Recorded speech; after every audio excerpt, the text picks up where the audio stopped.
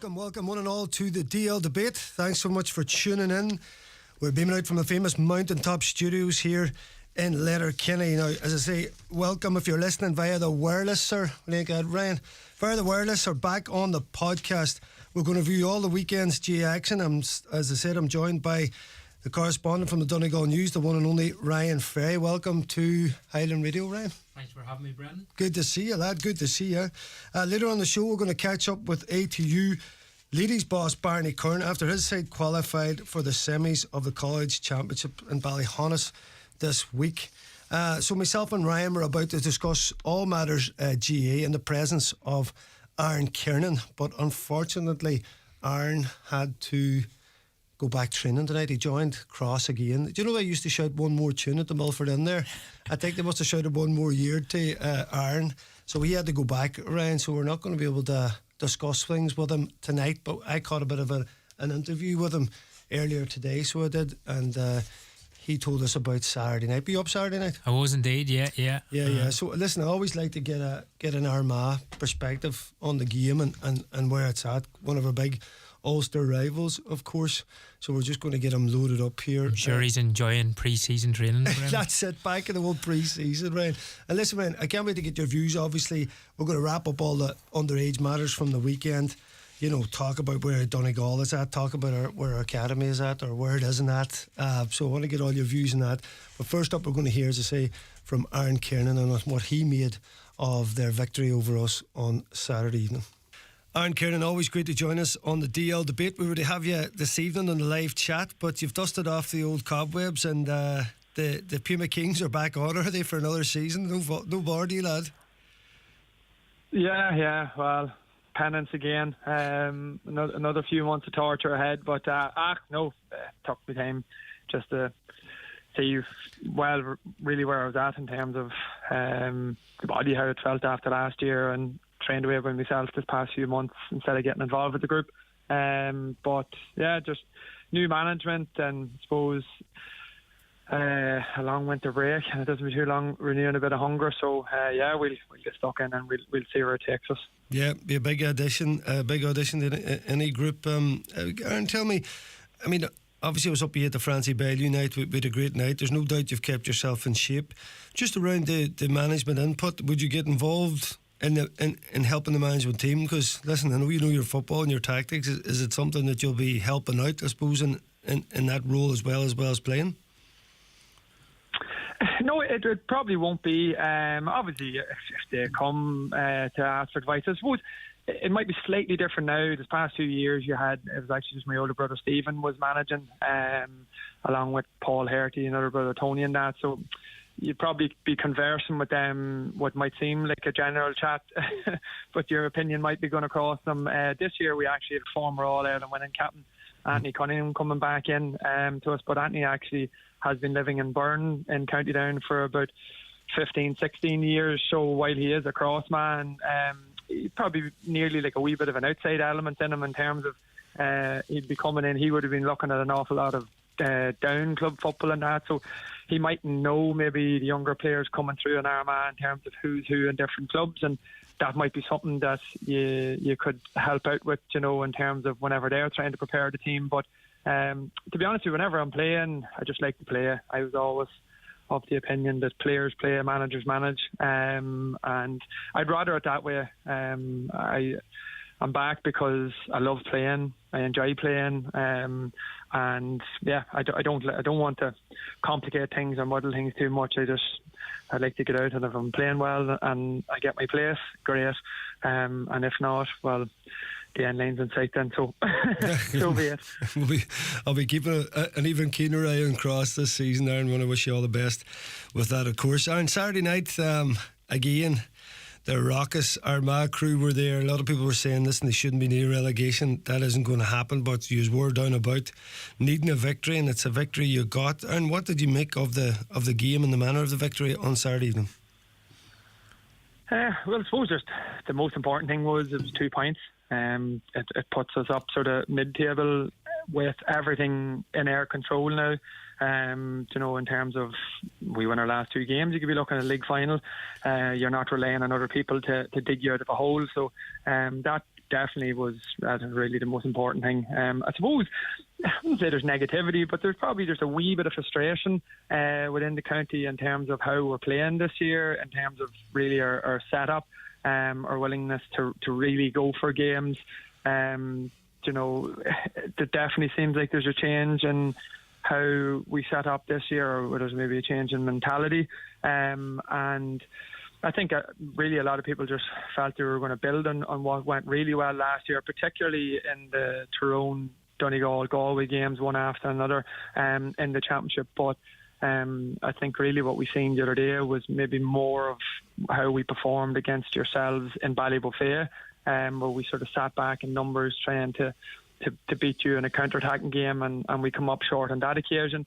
So yeah, it's a positive that we've been able to turn that around this year, but I think we do need to caveat it in terms of just look at the experience that you've been missing, but more importantly the quality of attackers that you've been missing whenever you flip the roles. Like Kieran Thompson, I know he only came on late on, but obviously Michael Murphy, Patrick McBrearty, bites that are so hard to replace. You'll maybe never replace the likes of a Murphy, and then maybe the likes of Ryan McHugh driving from deep. So we didn't have to deal with the same threats this time around, but did enough to get the win. I didn't feel like we were going to get beaten at any stage, but I was a bit nervous late on whenever you're just looking at the scoreboard, particularly you went in that burst with a couple of points one after another, and then it was like, Jesus, how are we hanging on by our fingernails here whenever we should have really put this one to bed?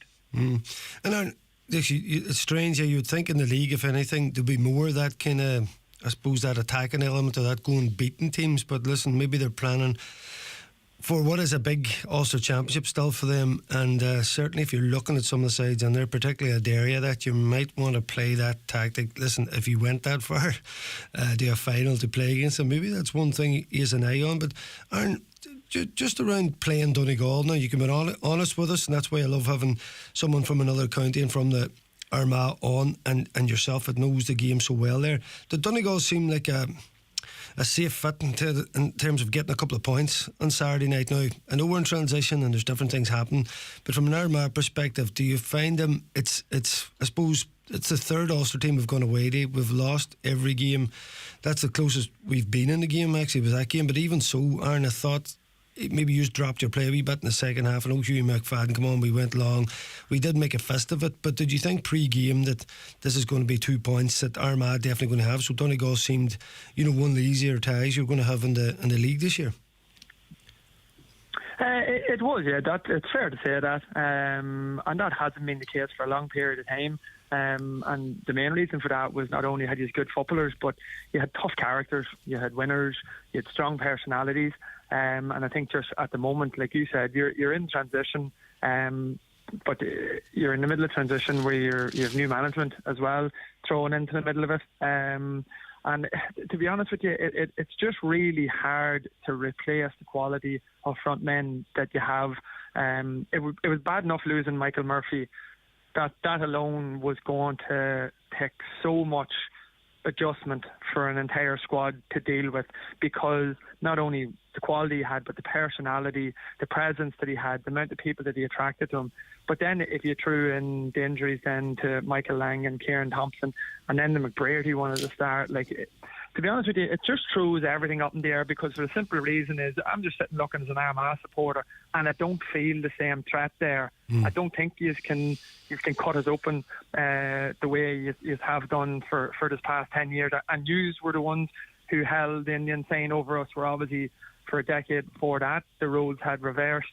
But I didn't personally feel that we were going to be in major bother if we were isolated in one-on-one situations. And I suppose you go back, I thought as the game went on, even just early on, I thought Donegal are quite predictable in how they're going to play, and it just sort of suited Armagh. Armagh have, like we mentioned just at the start, has turned into, developed the game into a counter-attacking team where they just want to sit back, soak up the pressure, wait for a turnover, break in numbers, and the fact that Donegal were just continuously carrying the ball, their only options was to shoot poorly, under a bit of pressure from an area that you wouldn't want to. or run into dead ends, and we'd get a turnover, and that's how we'd break, and that's how it turned out. And I just seen that your shot conversion throughout the whole game was as low as 40%.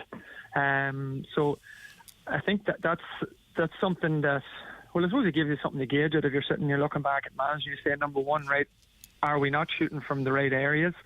Or are we just not simply getting the ball early enough to those inside forwards that we have to give them better opportunity and one-on-ones, throw a shimmy, put it over the bar? So stats sometimes can bore you to tears, but something like that there is something I'd be looking then for a pattern where you're saying, right, are we not putting enough scores on the board? And you haven't been in comparison to what you have been capable for 10 years. Well, break that down. Why is that? Then you have to look at everything, how slow we are getting at the ball. Do we have options ahead of the ball? Are we going long inside enough? It's a complete rejig of everything that is needed then to bump those scores up. But the one thing I did see, and you can say it might have been desperate or whatever, was see the long ball into McFadden then just created that bit of chaos amongst them, because then they didn't know, do we start pushing out to put pressure on the kick that's coming from 65 metres out, or do we just all crowd in around McFadden here and hope to pick up the breaks if he doesn't win it cleanly? But what it does then is it makes Armagh think then. It makes them question themselves if something's happening, where the first 30 minutes, sure, all an Armagh player had to do, it was like a slow soccer game. They were just drifting from one side of the field to the other in zonal positions. Where the second half, there wasn't the same assurance about them because the game was mixed up. Yeah. Listen, how many times have we seen it, Aaron? It's like a sample. It's like going back to football 30 years ago and just let it in, and it causes chaos, a bit of physicality, and you're bypassing the blanket. And just, as I say, it's hard to gauge Donegal now because of all those things he said. You don't want to be too sure in any aspect of it because you've got the transition, the players, the new managers, the injuries.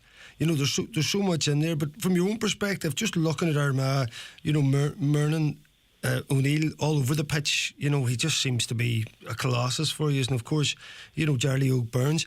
You had used a few players injured as well Saturday night to come back in as well, Aaron. So you're thinking like for the summer, people are looking at obviously Derry's form, your own form, with Tyrone, surely they're going to come good in the championship. I think those three are the teams probably tucked in after Monaghan. I would say you'd have to put Donegal after that again in terms of people that'll be targeting a summer championship.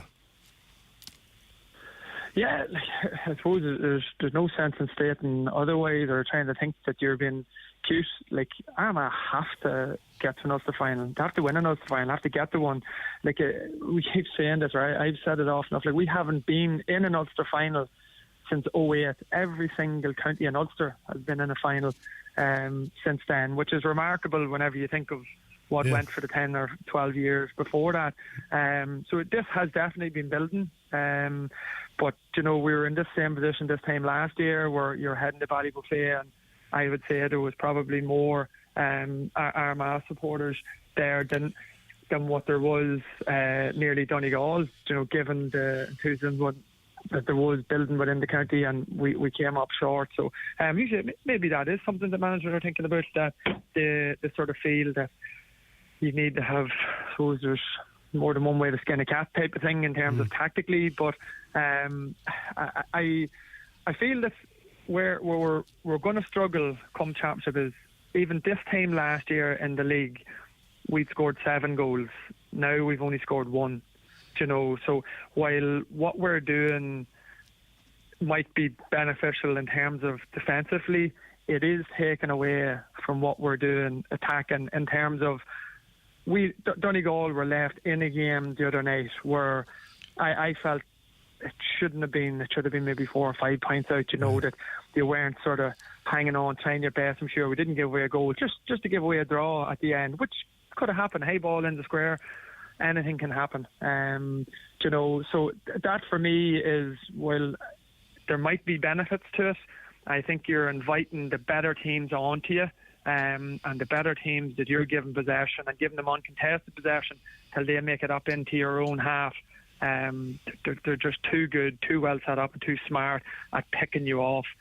So I think from ourselves, there's a balance that needs to be found there in terms of defending in numbers, but still giving our forwards the opportunity to do what they do best, which is put scores on the board. Yeah, and listen, and it's very interesting the style of play, as you say there, between goals. You know, that's interesting. It's obviously taken away from it. That said, you know, you're down to Kerry last week and locked down, you know, one of the best forwards there is, or forward lines there is around. So maybe there's a thing where they're perfecting a certain style at the back, that counter-attack. As we know, Aaron, when you get to Croke Park, it's not a tactic that serves teams well because it doesn't suit the fast-playing open spaces. But as you said, if McGeaney and the crew are targeting that elusive Ulster, a running Ulster, as you said, a final would be something even, but I would expect you to want to win it when you're there. That must be the big game. And after that, you know, if they do need to change styles going into the group stages of the championship, that's something they can look at. But that must be the target then, Ulster first. It has to be. It has to be. And to be honest with you, the next few weeks in the league campaign, there's huge amount riding in them. You know, you're coming away on Saturday night, and I'm thinking, you know, it's great.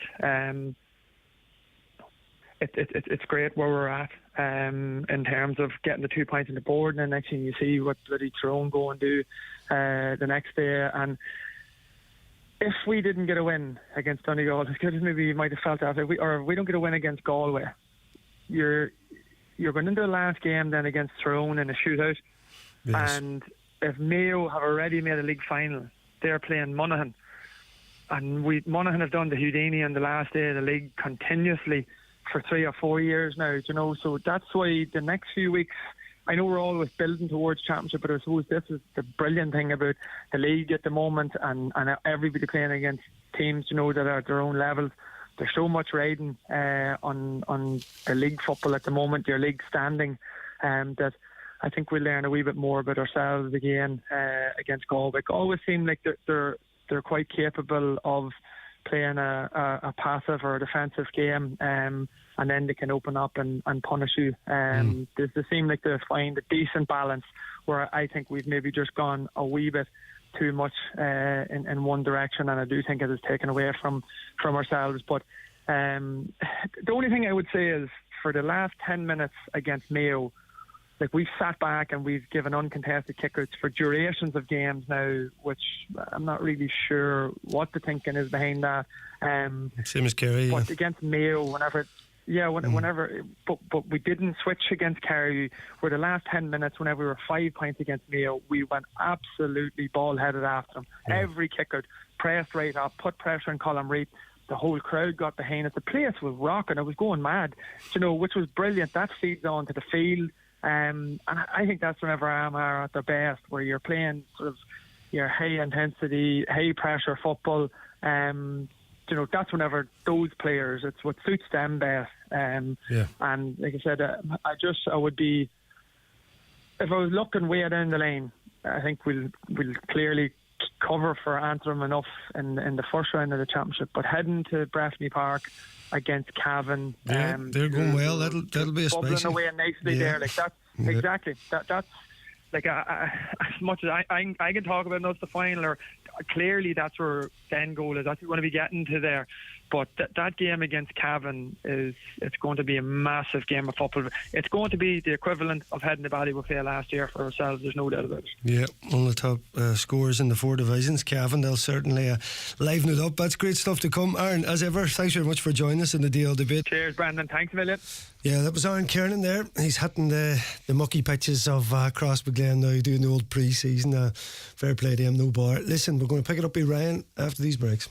The DL debate with Sister Sarah's Letterkenny, serving food you'll love till 9 p.m. daily in Sarah's Kitchen. And there's free admission entertainment every weekend.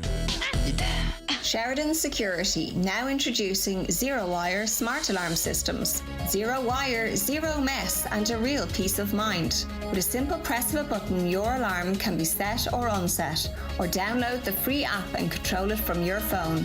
Call us today on 074 912 6025 and get your alarm from €299. Stay local, stay safe, and protect what you value most with Sheridan Security Systems. The world is getting a little more. But maybe more could mean something else. More means more proactive green energy solutions. More means more wind turbines and more recycling. More means more biodiversity and more energy storage. More means more hydrogen and more solar farms, because more clean energy means more efficient living, means more thriving communities, means more energy autonomy. That's why we're more than Mona. Learn more at morethanmona.ie. Board Mona. If I learned one thing in the last year, it's that falling into debt can happen to anyone. Luckily, I heard about the ISI, the Insolvency Service of Ireland. Their professional advisors can help you restructure or even write off your debt. The first thing they said to me was, every debt problem has a solution. I can still feel the relief. So if you're worried, visit their website backontrack.ie or free text Get Help to 50015.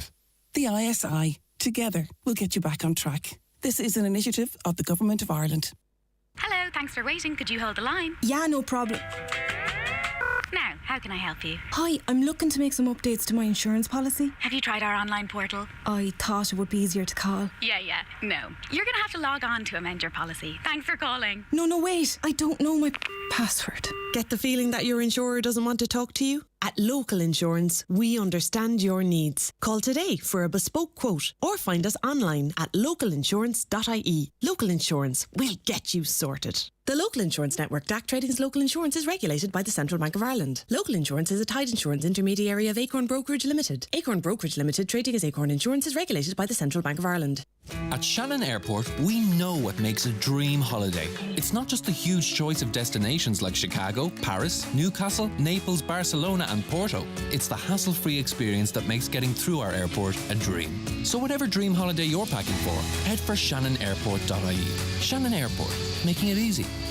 The DL Debate with Sister Sarah's Letterkenny, serving food you'll love till 9 p.m. daily in Sarah's Kitchen. And there's free admission entertainment every weekend. Welcome back. Ryan, you've been waiting, listening to the wise words of Aaron Kiernan. They say the league table doesn't lie. What do you make of where we're at now, Ryan? Yeah, Brendan, I would, as you say, it doesn't lie. We've got 3 points.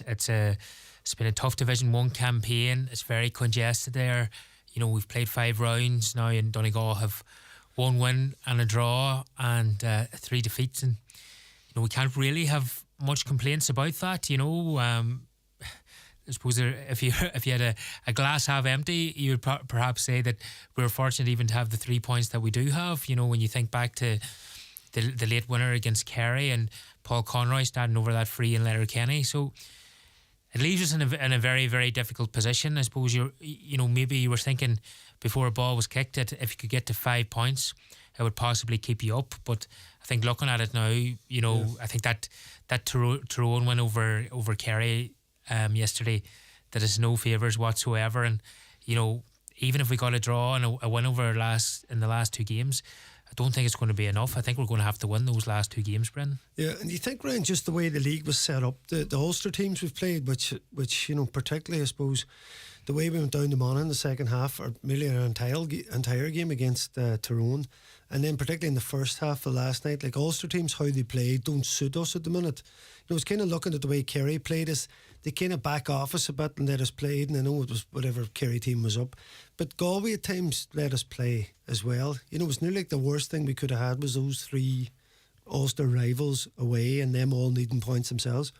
Yeah, I think, I suppose we were wondering how things would play out with the new management team, Brendan, and would there be much evolution, but it seems to be, that we just revert to type and we end up just passing the ball laterally across the pitch. And I think teams are, particularly those Ulster teams that are, well tuned into it, I think they realise that, that if they're playing Donegal, they can sit back and, Donegal are going to struggle to break through them and they're going to be reluctant to kick the ball. And there's going to be certain people that are going to get very high up the field that are going to end up in decent positions and are probably going to come back out with possession again, and like there's, is there going to be evolution? Perhaps we've seen it in the second half. The last day, I know Aaron was talking about Hugh McFadden going in and what it did.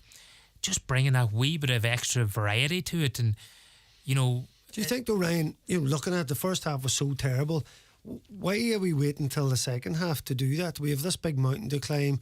We got back into the game, but we really unhinged Armagh. Listen, that Armagh team, they aren't. They stopped the whole carry forward line the week before away from home. So it is a difficult proposition, but the only real way to do it is either you break the line, which we don't have powerful enough players to do it, or you get it inside and suddenly we come back in the game. But I just think why it took so long for that to happen. There's only one way to get past the blanket defence, right? Well, two ways. Is either to get past it fast with give go and break a tackle, which we weren't able to do, or give it on direct to Huey, and he was a bit of a revelation second half. We weren't expecting that, were we? No, we weren't expecting from Huey, and he's done it for Killybegs before, so I suppose there's no reason. We did try him a few times up there, Ryan, but it never really happened that much for him. We have had a few attempts of playing him inside. I remember I remember Rory Gallagher played him there in an Ulster semi-final against Tyrone, maybe 2017, and didn't work out.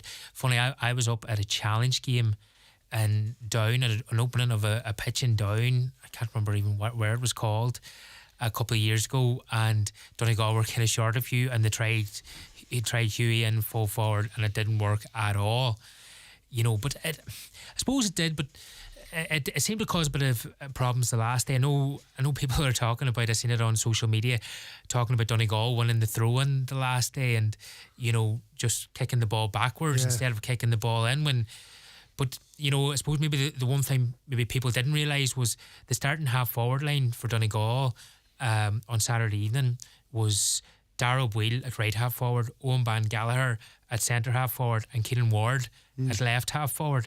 So there was none of those players probably looking to link the play. They were probably looking to go into heading towards their own goal as opposed to maybe looking for what might happen in an offensive perspective. But it was tough on Keelan Ward now, because he didn't do anything wrong in the first half over anybody else, but to be called ashore like that before half time, and it was almost half time, a few wee things in there, and I'm like, what's the point in that? He was dropped for the game previous. I was like, just keeping harmony in the group. And I know Donegal were desperate at the time, but I was thinking that it was nearly half time. The impact wasn't going to be felt to the second half. But yeah, I suppose when we're trying to get a handle on Donegal because of injuries, retirements, new management. We keep talking about this transition. I think we've been learning some bits and pieces, particularly from, say, the 120 we conceded against Monaghan. That hasn't happened in the last couple of games. Our defence has tightened up considerably. But we always thought we've got these scoring forwards. And as Aaron was giving us the stat there, 40% conversion. Now, a lot of them might be under pressure or awkward shots and that, but the one place we had a bit of ability was certainly kicking the ball over the bar. That seemed to have left us on Saturday evening. Yeah, it did. And I'm just thinking back now to when Oisín Gallen had the ball and when Jamie Brennan had the ball, and they seemed to be on the periphery of it all the time. Maybe close enough that they could have a Hail Mary shot at goal that might go over once every 3 or 4 attempts, or they were just going to play it out, backwards. And it's, as I said, when we played that half forward line, and I agree with you. I don't know what the plan was with Keelan Ward. I don't know, was it to try and man-mark Charlie Oak Burns perhaps? It didn't work, and I felt it was a bit unfair on him as well. But maybe if we get Kieran Thompson back, maybe if we get Ryan McHugh back. But the reality is now, Brendan, okay, we're all hoping Ryan McHugh comes back, but that's what we have now. Yeah. That's Kieran Thompson was back. Patrick McBurty might get back for later in the year, but you can't bank on it. That's the reality. So what Paddy Carr had to work with the last day is what he's got going forward now, really. And they're going to have to, as you said, they scored 10 points the last day. They'd won 9 the previous week against Galway. Now, obviously, had maybe more chances that day, but they're going to have to get that scoring rate up if they're, whatever about staying in Division 1, if they're going to make a real fist of this Ulster Championship. And I suppose we're going to talk about, mention the Academy in a minute and what is coming down the tracks, because we're looking like we need, as much talent coming through as ever, Ryan. But just about staying in the division, Ryan, which we talk so much about, because of the danger of going down to 2, and potentially you could go out of All Ireland. Who's to say what could happen? You know, the bottom 2 are out of Division 2. Whoever finishes up there aren't going to be in the All Ireland series. You want to be in Division 1. We're playing a marauding Mayo next in a Roscommon team that's having a great season as well. You know, should we beat them, we stay in the league and we get ready for Ulster round. But that's a big ask, this Mayo team. You know, we've seen it so many times, but there seems to be something very fresh about this Mayo team. They're playing some sparkling football and they're going for teams. So listen, I think we'll get loads of opportunities at the other end, but keeping them out, keeping goals out, it could be difficult, and particularly with us not scoring goals. You know, everything's looking at a Mayo victory, but the home venues seem to have been really, really big in the league this year, by and large. And the home teams have got a real big bounce off it. Even us in Letterkenny, the hoodoo of Letterkenny, we keep saying we had enough chances to definitely put Galway out of sight in that game before that. Late opportunity. So listen, it's all down to this Ballybofey team. Should we lose to Mayo, listen, we're by and large down, I would think, Ryan. So this is do or die stuff for us to come 2 weeks. It is, like, and you know, the teams winning away from home, you know, it seems to be so difficult, you know, and you're wondering why is it, you know, is there hometown decisions going against teams? Like, you know, I don't want to be bashing referees here, Brendan, but, you know, we're doing player ratings in the newspaper, and, you know, if a player makes a little mistake, we're highlighting it. And, you know, I thought some of the decisions against Donegal, you know, and particularly in the last 20 minutes, the last day, you know, which had a huge impact on the game. And I know I was reading in the paper today that Jack O'Connor not happy with some of the calls that went against Kerry and Oma, and you know, the standard of officiating. And I know there's a lot of new referees being tried out, and you know, they have to be allowed to make mistakes as well, but you know, it is having an impact. But Brian, I seen on Sunday game last night our main GA show on TV, and the line come out from the Gooch about it's a foul somewhere and it's not here.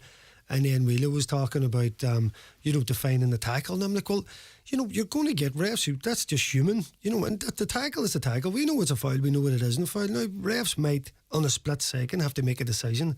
But, you know, we're on about the swarm tackle, not Ryan. There's nothing you can do about that. If we can't make the game perfect, I think we got to just, you know, we got to help our officials as much as we can and train and I suppose, you know, help them make the right decisions. But there is a human element to this, and there is rules in our game. It can't be perfect. No, like you're right in saying that. And, you know, obviously, you know, in the swarm tackle, it can go one way. You know, sometimes a referee will spot it free, so a lot of times he won't. But I think people can make peace with that. I think it's the one where it's just maybe a little hand on the arm or something. Like there was one given against Stephen McMenamin on Saturday night on Stephen Campbell. Yeah. And like, you know, and I know the big Cork midfielder Ian Maguire was sent off a couple of weeks ago for a little tug on the jersey, and don't think Dean Rock even realised what happened, you know. But that was bad. The 2 seconds off for shock, and I mean, your man went down the Cork lad. It was a disgrace. He hit the ground. But I tried refereeing once in my life, Brendan. I know, that's what I mean. An under 10 game, and I would never do it again in my life. So I'm with you on that, Ryan. I did an underage thing one time, and listen, that's what I mean. We got to support them, but yeah, listen, we got to keep doing our best, Ryan. That's the senior stuff. I say, just looking across the weekend there, we had a couple of wins. You were at the minor game, huge victory over Fermanagh, and we're looking for good signs. Obviously, Leo Murphy Cup is where Donegal beating Mayo, finally getting off the mark in that tournament. So a couple of wins from our underage footballers at the weekend. Yeah, I suppose we'll take everything that's going at the minute, Brendan, because, you know, obviously there's been a wee bit of doom and gloom around, but you know, I was at that minor game in Devenney before I went to Armagh on Saturday, and you know, Fermanagh, I suppose it is very, very challenging for Fermanagh, and I know they beat us in the under-20 championship a few years ago, like, and they can have good teams, but just with their sheer numbers and the size of the county, like, it has to be very challenging for them to do it. And you know, they don't look like they have a particularly strong group, and you know, they scored 2 points, and the first one came in the 49th minute, and I was worried at one stage, Brendan, that they weren't going to score at all, and you know, didn't show a huge amount of adventure. It's tough. And you do wonder, like, you wonder when that's going on, you know, where's the help for the likes of Fermanagh in that situation? But like, Donegal could only do what they could do. You know, they beat Tyrone well the previous week. Now Tyrone were missing their boys from the colleges, things. But I would think if Donegal got another crack at Tyrone, they wouldn't mind doing it. They're a team to keep an eye on, Brendan, without getting too excited about them. There's some big men in the middle of the field. You know, you've Larkin McGee, whose brother is Jason McGee. You've Oisin Scanlon, who would be the son of your old teammate Johnny Scanlon. You know, they've a couple of good forwards in there. You know, Stephen Callahan, Conor McCahill, and these lads. Jack Higgerty of Ní Volton, Michael Higgerty's son as well. So, like, you know, they seem to be motoring reasonably well, but it's so Higgs' son's in the Ní Volton parish. He is, yeah. I didn't know that. That's interesting. I didn't know that. Yeah. No, Jack Higgerty, yes, we very athletic. Kilcar won't be happy with that. Well, I don't know now, but I'm sure he'll be a great asset to Ní Volton. Listen, that's people move about. That's life, yeah. And but I suppose our under-20 team, you know, I was up the first day when they played Derry, and you know, Derry have five under-20s in the senior team, and the senior panel, and some of them like Lachlan Murray came on the last day, and you know, they're not just taking up jerseys there. Rory Gallagher's looking at them, so. That's from that minor All-Ireland team, you know, so like they have a lot of players coming, and you know, I was kind of worried that day, and it's an interesting one.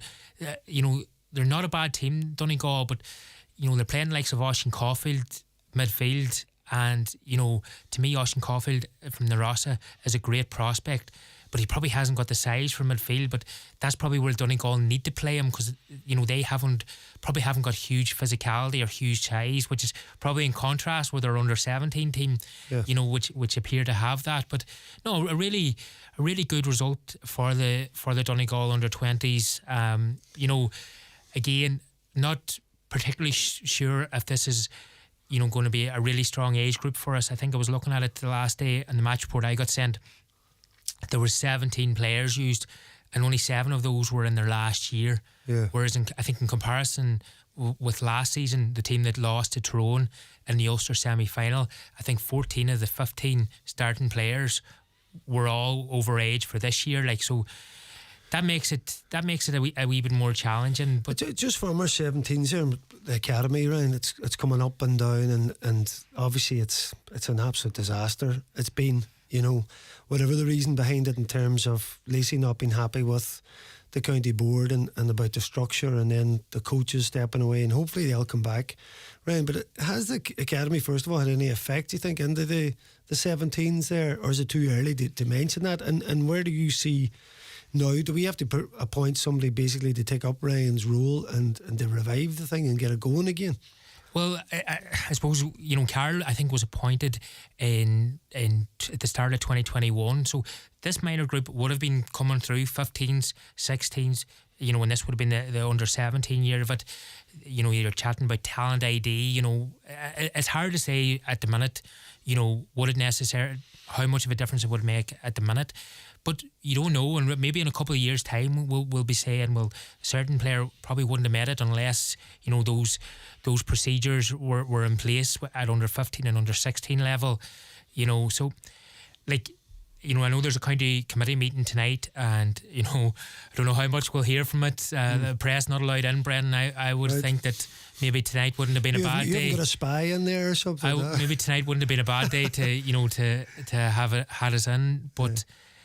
Like, to me, something, you know, this, and a lot of people are saying it, that, you know, we're going to fall off. You know, we can stop that fall off now, Brent. You know, we just have to really grab it. Like, we need the players like that. Obviously, we know about McFadden, Colm down there, and Papa doing him up with Sligo. Mark is down with Roscommon, McHugh. But Carl Lacey, you know, those the boys in the county team, they loved him. You know, they loved him. They thought he was unreal, and now he's gone.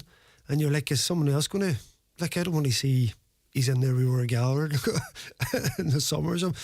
Listen, I just think it's such a shame to lose someone like that. Whatever happened now, it looks like... Listen, there's two sides to this. I can't get my head around, but it's just such a shame, because we need to really draw on these boys now in terms of particularly that golden era of the last All-Ireland victory. Yeah, like, you're right in saying that there are two sides to every story, and you know, what side are you on? What side are you on? hearing wee bits from one side and maybe missing a wee chunk. See, that's what I'm saying. I'm nearly afraid to say what you know, because it needs to be right. Like, you can't, sorry, me and you having a chat or whatever. This is what I heard, but it needs to be factual. And like, obviously that report came out in the paper, and there was a county board official named and all that, and it just seemed to snowball from that, you know. But I think at this stage, Brendan, now, you know, like as you said, Carl Lacey, Footballer of the Year, 4-time All-Star. He's a huge amount to, you know, he's gone through the education path. You know, I hope that we can get him back on board at some stage. But probably for this season now, you know, there's an under-15, there's a Buncrana Cup starting soon. You know, I know, and it's tough on the county board. There's a lot going on, and there's probably a lot being thrown at them.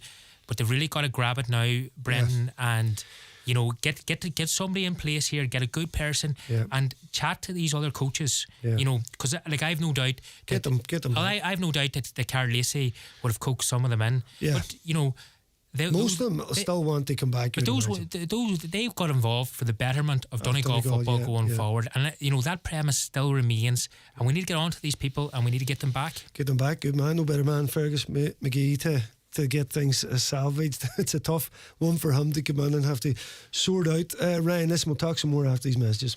The DL Debate with Sister Sarah's Letterkenny, serving food you'll love till 9 p.m. daily in Sarah's Kitchen. And there's free admission entertainment every weekend.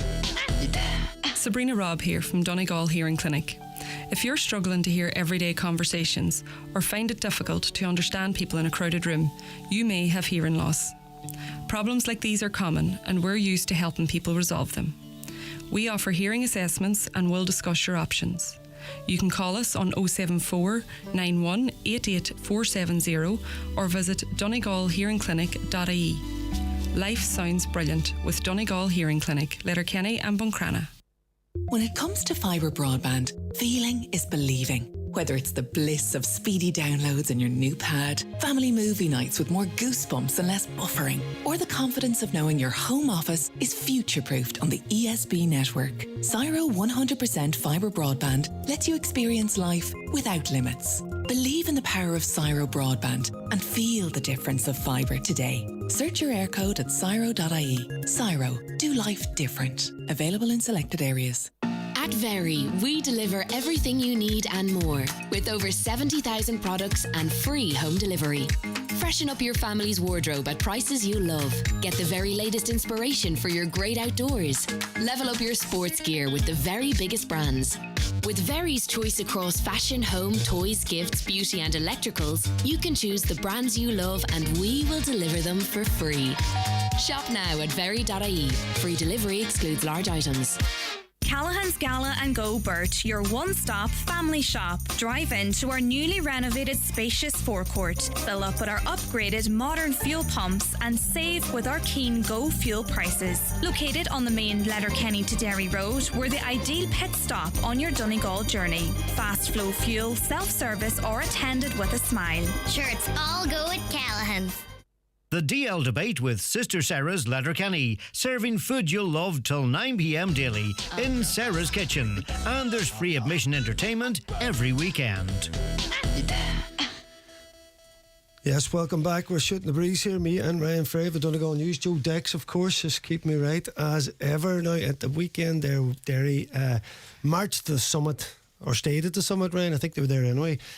Beating the Dubs in Celtic Park, and after the match we heard from Rory Gallagher. Well, Rory, 9 games unbeaten, 2 more points in the league, promotion chase and unbelievable scenes at the end. How do you sort of put it into words? Just I suppose this is why you play sport, Mal. We're very fortunate and I just love it, and I'd imagine all the players love it and all the supporters of the county board, and I just delighted to be part of a group like that, and that's why you play at this level, because you just want days like this. And look, it's a wide thing to say, like 15, 20 minutes in the second half, you could live with losing once you're in the end of a battle like that, once you have a group of players giving everything in the way Dublin were. But so the disappointing thing is in the first half we didn't, you know. And you put your finger on it, like I know he has a lot of missed chances as well, Rory, that could left you better placed, but what was the thoughts at half time? I think we just didn't raise the occasion, and we played within ourselves, and we were far too standoffish of Dublin, far too cautious with the ball, and you got to throw caution to win. You're mixing it with one of the greatest group of players that have ever played, albeit there are a few new players, but we had to get stuck into them. It's very old school, but you got to work hard, you got to show the desire, and with that dead you can implement your tactics with and without the ball. Would the level of expectation have been a factor at all, do you feel? I don't think so, but obviously this is a unique situation for the players to come here. We've been on RTE and 10 or 12 or 13,000 people at the game, but look, we didn't raise it in the first half. We were lucky to be still in the game, and then we did. And the goal was huge, but on top of that, you turned them over more in the second half. Goal was huge, but yeah, we turned them over, and we weren't turning them over in the first half, but we should have had a goal in the first half. But goal was huge, but I thought, once we got to grips with Dublin, I'm not saying it was easy, it was far from that, but we weren't being just picked apart the way we were. We're starting to turn them over, and we're starting to do better on both sets of kick-outs, and the momentum can change. Lachlan Murray with a point, Oisin with a point, Shea won the free, big bench impact. Aye, look, I suppose that's what we're looking for. Those boys that have a good few appearances under their belts, so they are, and just delighted that they made the impacts. Oisin's was an unbelievable point, so it was, and Lachlan's, you said, brilliant point, but look, have to do it in the training on Tuesday night now. Brendan Rodgers with the winner. He's just an incredible fella, you know better than me. So he is, and just delighted to move in the middle of the field. Whether Owen McAvoy appeared in the scene or not, we were moving in the middle of the field, and we're just delighted with him. He's just a phenomenal player and a phenomenal person. What was the message at half time, Murray? Because he hadn't really performed first half. The message was like we were 7-2 down, and we were way by a long stretch the second best team on the pitch, in a 2-horse race, because we were standing off them. We weren't playing with enough hunger, we weren't playing with enough intensity with the ball. Dublin are more measured on occasions like this. Look, it wasn't championship, but it's very, very close to it. There's a lot of days here at Derry playing championship, it wasn't the same atmosphere, same crowd, and we had to kind of generate that by showing more desire, and that's what we did. What can a win like that do for a team? I know there's winning matches, but there's winning matches in that manner. There's winning matches in that manner, but look, Dublin are a team for all seasons. They win them by 10 points, 20, they come from 5 down, they win them in the last minute. We want to be experiencing that, with all due respect to probably some of the opposition we played in the league in the last couple of years. We would feel we're better than that, but we've earned the right to do it. It's just great to be playing Dublin, but we want to play them regularly. Yeah, Rory Gallagher there. Derry march on, they're looking good. Another team that's looking good is our ATU ladies. They're heading for Ballyhonus for the semi-finals of the Colleges Championship. I'm now joined by the manager, Barney Kern. Barney, how are you this evening? Oh yes, Brendan, how's things? I'm just off the training pitch there. Is when you're trying to get me. That's where the phone was, as the man said, out of action. But no, we're all good. Everybody's healthy. Everybody's good. Yes. You were giving the big team talks there, were you? You were. Well, they're just no team talk. Inspirational stuff. I'll leave them to half time. Barney, you're going well. You won last week in Convoy, setting up this weekend. So the 2 semis is on at the weekend, and then if you qualify, the final, kind of the way the Sigerson used to be, played off. I think that's the best way to do it. Really bring the 4 teams together. It is, Brendan. There's 7 or 8 levels, or different levels of competition and the weekend. It's known as the O'Connor Cup weekend, but it's something similar to the Sigerson weekend of old. When they meet in the semi-finals on the one day and then they play the final the next day. So yeah, we're lucky enough. We're the only ATU left in it. Thank God. There was 3 or 4 left on the Wednesday night, and then at the time all the games were played, we were the only ones through. So when we're holding the competition down in the dome, the ATU is holding the weekend, so it's good to have a representative in, Yeah, and it's yourselves, Barney. There's 2 Cork teams on the other side, and is it DCU? DCU. We're playing DCU. We're playing DCU at 12:30. It's a DCU second team, and we are playing. And then the final is on the Saturday. Now we have to win the Friday, of course. But the 2 Cork teams meet in the other semi-final. MTU, who beat us in the final last year of the lower division, and UCC 2, I think they're playing. So we'll get a chance. We'll kind of get, if we are lucky enough to get through, we'll see the second half of their game. Yes, Barney. Well, listen, we wish you all the best. I hope you come back with the trophy, and we'll meet you back in Letterkenny.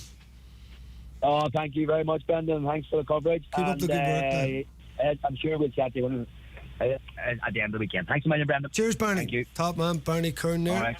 As I say, ATU boss heading for the O'Connor finals there. Hopefully they get all the way. Right, we just heard from Rory Gallagher there. Derry just going strength to strength. Now, that's it, Ryan. Very poor first half. You know, they really look like a kind of sitting in their shell. The Dubs just playing round them. It was kind of what Dublin did to a lot of teams when they came to Croke Park and tried to shut up shop. But they grew into the second half. They needed that goal.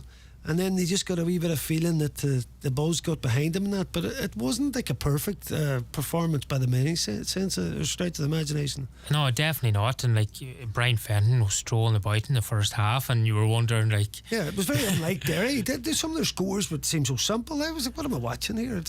I don't think Rory Gallagher was caught in the hop by Brian Fenton, and it was interesting. You know, like it was Brendan Rodgers that was marking him and got the run around in the first half, and then he upped the ante in the second half. But if Kieran Kilkenny puts that ball across to the back post to Cormac Costello, it's probably a different story. But it's interesting. There's a lot of momentum going behind Derry, but you know, I think we'll see that. I think, you know, Donegal got a lot of criticism for the way they set up in the Ulster final last year, Brendan. But I think you'll see a lot of teams mirroring Derry when it really comes to it later on in the year. Yeah, but that, as you're saying, it just looked like Derry. That tactic doesn't work. Now, I think Rory Gallagher must have a second plan in place for down the line, because they've won Ulster now, Ryan. Surely they're targeting the groups now in terms of getting back to Croke Park, and I think that's where this team has to evolve. Yeah, and I think he'll look at it, Brendan, and you look at Kerry yesterday. If he can shut out Clifford, you know, they're not amazing. You know, Dublin are beatable. Other teams, it's open there for somebody that can come through it. But the big thing for Derry, they've been quite fortunate with injuries down through the last couple of years. Can't afford any injuries. No injuries, Brian. 100%. Brian, thanks very much for joining us this evening. Great to wrap up all with you. I want to thank Joe Dex here for producing, as ever, Head of Sport, Oisin Kelly, Aaron Kernan, and everyone else who contributed to the show. Stay tuned for the excellent Monday night sessions, as ever. I'll speak to you all next week. Check this.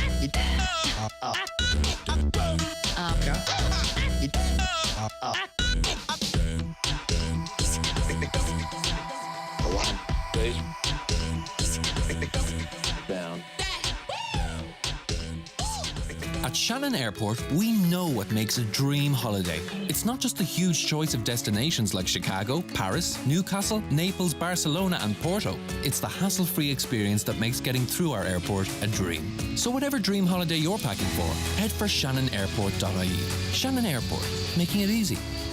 Laptop, check. Spanner, check. Screwdriver, check. A career built around me? Check. Bring your best self to work every day with exciting heavy vehicle mechanic apprenticeship opportunities with Bus Éireann and Dublin Bus. We are leading the way in sustainable public transport, moving from fossil fuel to zero emissions. Join our team and help keep Ireland on the road to greener journeys. Enjoy a career that's built around you. To apply, visit careers.buséireann.ie today. The perfect Mother's Day gift to see the one and only Tom Jones in Belfast. Join us as Highland Radio hit the road to see the timeless legend as he headlines Belsonic 2023, Friday 16th of June. Your trip includes luxury transfers, bed and breakfast in the 4-star Clayton Hotel Belfast and your standing ticket to the outdoor event. Contact us today on 074 9125,000 to see Tom Jones at Ormo Park Belfast, Friday 16th of June.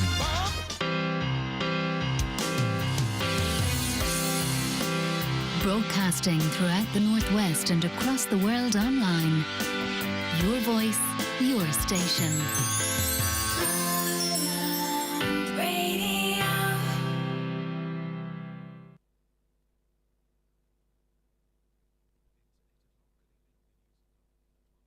Murder investigation is continuing in Mayo this evening, with a man in his 60s being questioned. 83-year-old John Brogan's body was found with gunshot wounds in his home that was on fire in Pheasant Hill outside Castlebar last night. Mr Brogan had previously been investigated by Gardaí in relation to sexual abuse allegations, but was not convicted for any at the time of his death. Conor Lally, security and crime editor with the Irish Times, says an investigation into why Mr Brogan was killed is underway. One line of inquiry will be to try and establish if that history was in any way linked to his killing. So the Garda Technical Bureau are at the scene of the house now. They've been there all day, and the state pathologist has also examined the remains of John Brogan